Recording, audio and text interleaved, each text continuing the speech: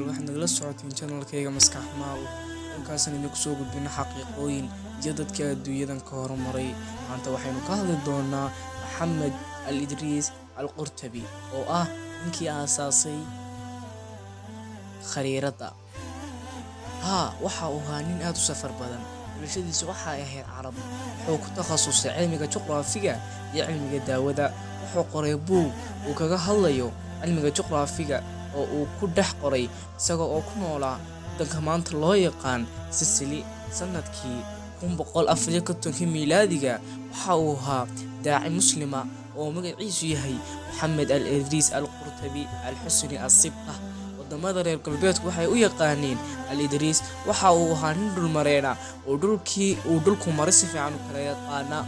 waxa uu ahaa nin sawira isla markaana nashqadeeya wadamada uu soo maray. waxa uu ku noolaa Sicily xilligii uu hayay boqorkii labaad ee lagu magacaabi jiray Roger-kii labaad. Al-Idriis khariirada uu soo bandhigay waxa ka soo muuqday dalal badan. nashqadeyn uu soo bandhigay waxa uu si gaar ah u kala qeexay webiyada, wadaha, biriga, buuraha iyo dhulka daaqsimeedka iyo dhul hawdka. wadamada uu safarka ku maray waxaa ka mid ahaa Faransiiska, Ingiriiska, Qustantiniya oo markaa lagu tiriyo Qustantiniya waxa lagu tiriyaa Turkiga lagu magacaabo Qustantiniya, Sicily oo dirisla ah Talyaaniga iyo wadamo badan oo dhaca waqooyiga Afrika. waxaa ka mid ahaa meelaha uu tagay Portugiiska, Hungary, sidaas oo kale waxa uu safar u tagay Masar iyo wadamo badan.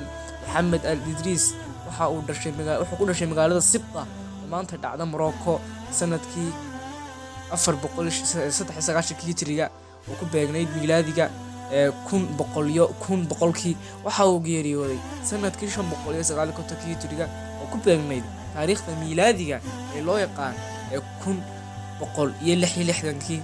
السلام عليكم ورحمة الله وبركاته. والناس انتين داوديال وان سلامنا ميستر جوتين ليس لاك